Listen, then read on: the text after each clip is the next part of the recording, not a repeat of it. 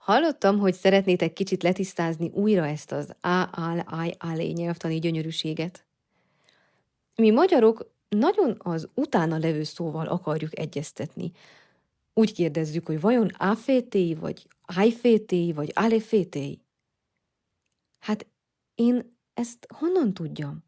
Ezt kérlek felejtsétek el, hiszen egyeztetni az ezt megelőző szóval kell. Például a lány új ruhája Rókia nouă a fetei. Ebben a mondatban minden szuper, mert minden nőnemű. De nézzünk egy másik mondatot. A lány új telefonja.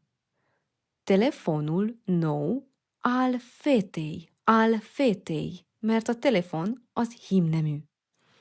A lány új tanárai. Professorii noi ai fetei sunt tineri. Ai fetei, mert a professzorival egyeztetek, és az hímnemű többes szám. A lány házi feladatai. Temele de română ale fetei sunt corecte. Temele ale fetei. Oké? Okay? Tehát nem a fáta fogja eldönteni, hogy melyik formáját használjuk, hanem az előtte levő szónak, amit birtokol ez a lány. Hogyan fordítanád azt, hogy a város új autóbuszai nagyon modernek? Megvárom.